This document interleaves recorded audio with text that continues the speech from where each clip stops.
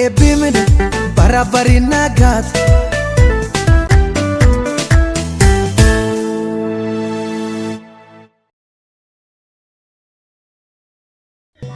Hordoftootteen yoo nageenya isan badhaadha daadoo bon baatanii rooma gayya kan argattanii isanii roobee fuula jirtanitti nagaaf jaalalli keenya isaan dhaqqabdu anin Dooyyoo Abduu Baati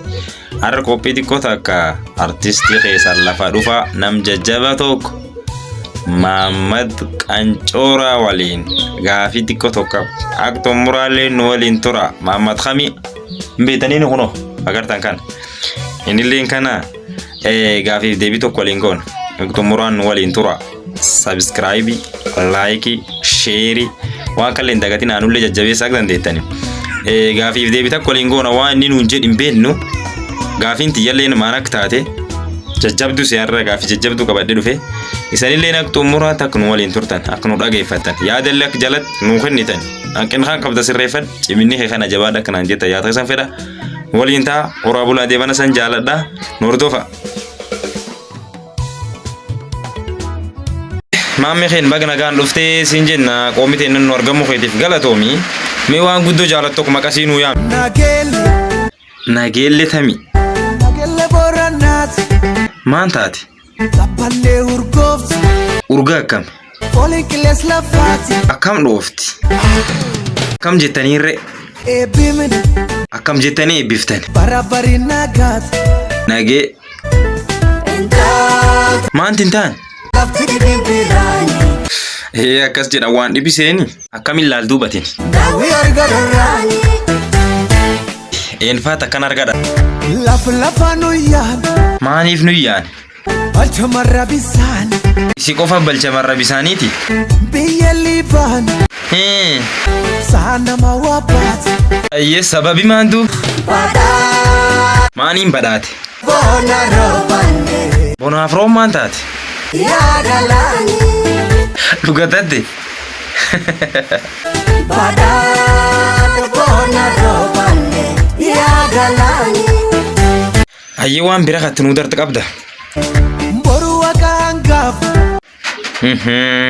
Liiba lafa hangaaf laftami hangaf Dirree waa sosaaku cufamoo Dhufa sumatti hangaaf ada dubbiin akkas tamisiin Lafti dibirani Nageelle Booranaati sababi oo Liibaan ortajilaati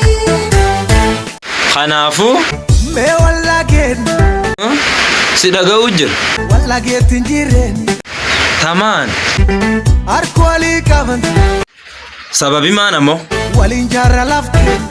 horii bulii deeban dhugate akkam ta'uu malli duuba Garaa taatama gargar ba'uu yareenya ila maamme dubbitan tetan guddoo maachayyuu waan sin jedhe takkatuu waan liiban kan silar naa baatayyuu Liibeen hangaaf lafaati ati maaniin beettisi waan kana Suseena dubbataati ishi nageelloo Nageelle ardajilaati eenyu beeka kisiin arda jira Waaqa lafa beekaati alla nageel jaalattaa Nageelli sotii ati maan akkan irra jaalattisi Biyyan ta'eetu daaba duuba hoo Haqqinarraa qabati tanaafuu Kanaaf maqaa kee yaaba Nageelli sotii Biyyan ta'eetu daaba Haqqinarraa qabati Kanaaf maqaa kee yaaba Lafti dibirani Nageelle Booranaati ayyee maamme gaafii na waliin goote falleen guddoo si galateeffadha horii bulittee banii jabaadhu sin jedha dubbiin dubbii akka malee dansaatii gaafiif deebitee nalleen guddoo waliin ugalte jabaadhu sin jedhu hordoftootti like share subscribe artistoota nallee jajjabeessa harka wal qabadhaa akka dandeettan harka walii qabna wal qabachuun jabeenna